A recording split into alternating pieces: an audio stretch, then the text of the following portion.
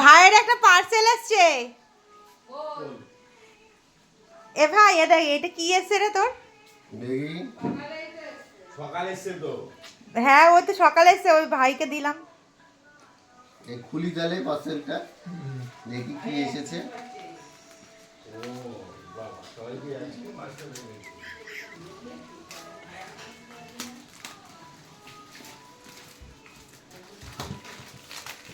কি এনেছিস এটা?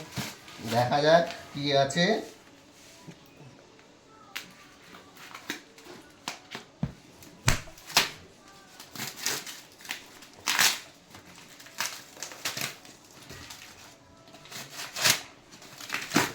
কয়টা তো বুকস দেখা যাচ্ছে। এটা হচ্ছে একটা বই মনে হচ্ছে। কি এটা? বলতে পারেন এটা দেখা দেখি কি এনেছিস। একটা কালিমালিপ্ত বই, আমাদের ইতিহাসে, হিন্দু ইতিহাসে একটা কালিমালিপ্ত বই। ঠিক আছে, এটা লেখা হয়েছিল যীশুখ্রিস্ট জন্মের অনেক আগে, 600 খ্রিস্টপূর্বাব্দের আগে। ঠিক আছে, এটাতে সাধারণ যখন নাকি আর্য সমাজের মাথা ব্রাহ্মণ প্রজাতি আমাদের সমাজকে 4টে ভাগে বিভক্ত করে দেয়, এবং তারা বলে যে কোনো রকমভাবে তারা নিচু জাতিকে বিরুদ্ধে দমন করবে। তারা এই জন্য 4টে পন্থা অবলম্বন করে: সাম, দাম, দণ্ড, ভেদ। সাম মানে সমঝা বুঝা কর, মানে বুঝিয়ে বুঝিয়ে তুমি নিচু কাজবাজ করো।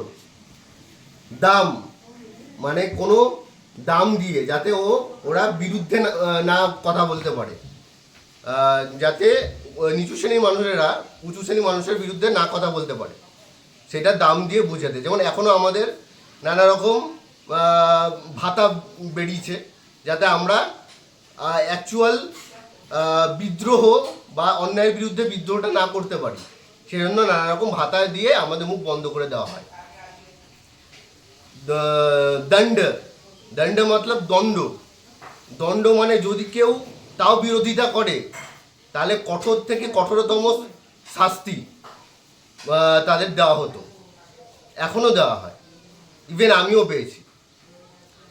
আর ভেদ, ভেদ মানে নিচু শ্রেণীর জাতিকে এত ভাগে বিভক্ত করে দেওয়া হোক যাতে তারা আর মিলন একজোট না হতে পারে, একজোট হয়ে এই সমাজের অন্যায়ের বিরুদ্ধে না প্রতিবাদ করতে পারে। সুতরাং মনুস্মৃতিতে এরকম বলা আছে যে নানা রকম রাহুচক্র, গ্রহচক্র, তারপর নানা রকম কুসংস্কারের মাধ্যমে মানুষের মধ্যে ভেদাভেদ সৃষ্টি করে নানা রকম কুরুচিকর নিয়ম, যেমন আপনার ইয়ে তোমার কি বলে ওটাকে, সতীদাহ প্রথা, মেয়েরা যাতে স্তন ঢাকতে না পারে, নিচু জাতির মেয়েরা যাতে স্তন ঢাকতে না পারে তার জন্য ব্যবস্থা নেওয়া। আর যদি কারোর ঢাকে, তাকে ট্যাক্স দিতে হবে তার তার ইয়ে অনুযায়ী, তার মানে বিশেষ অঙ্গের সাইজ অনুসারে তাকে ট্যাক্স দিতে হবে। এছাড়াও বিভিন্ন, যেমন ইয়েরা ওই আপনার নিচু জাতির লোকেরা যাতে তাদের থুতু নিচে পড়ে, মানে মাটিতে পড়ে, মাটি যাতে খারাপ বা অপবিত্র না হয়ে যায়, সেই জন্য তারা কি করতো, এখানে হাঁড়ি বেঁধে রাখতে বলতো, এবং তাদের কোনো পুকুরে স্নান বা জল খাওয়ার ব্যবস্থা ছিল না। এরকম নানাভাবে আমাদের পুরো নিচু জাতি সমাজকে এরা ইয়ে করে আমাদের দাবিয়ে রেখেছিল। ঠিক আছে, কিন্তু আমি বলবো, আমি নিজে নিচু শ্রেণীর জাতির মানুষ হয়ে বলবো, আমাদের যেমন আমাদের ভারতের স্বাধীনতা সংগ্রামে যেমন অনেক নেমক হারামের জন্য আমাদের স্বাধীনতা সংগ্রামে এত দেরি হয়েছিল, নাহলে অনেক আগে হয়ে যেত, বা ইংরেজরা আসতেই পারতো না, বা মুঘলরাও আসতে পারতো না, যদি সবাই একতা নিয়ে আমরা চলতে পারতাম। ঠিক তেমনি আমাদের এসসি এসটি বা পিছনের বর্গ লোকেদের মধ্যেও সেরকম এই ধুর, তার কাটবে। ও তার কাটবে না, ও কিছু হবে না, ও ইয়ে খরগোশ না। নে পিছনের হয়েছে আমাদের পিছনের বর্গের লোকেদের মধ্যেও অনেক অসৎ ব্যক্তি পাওয়া যায়, কিন্তু এখন তাদের মধ্যে অনেকেই তাদের ইতিহাস জানে না, বা তাদের মধ্যে অনেকে ইতিহাস জেনেও চোখ বন্ধ করে টাকা পয়সা, মেয়ে এইসবের লালসায় নিজের অস্তিত্বটাকে বিক্রি করে দেয়।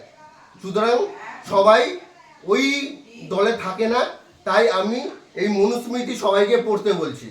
আর সবসময় মনে রাখতে হবে যে কোনো রাজা, ধরে নেওয়া যাক আমি হচ্ছে রাজা, এবার আমি যদি অত্যাচার করি, তাহলে আমার যে সভাকবি আমার নামে খারাপ লিখতে পারবে না, কারণ সে আমার আন্ডারেই রয়েছে।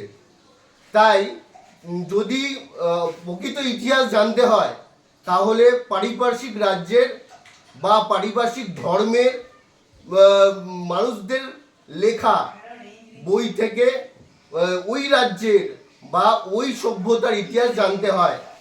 তাই আমি কোনো ব্রাহ্মণ প্রজাতির লেখা বইটাকে উপেক্ষা করে আমি কল্যাণ সেনগুপ্ত লেখা এই বইটিকে বেছে নিয়েছি। ঠিক আছে, দ্যাটস অল। আমার রিকোয়েস্ট হইল এই বইটি পড়বেন। ঠিক আছে, থ্যাংক ইউ।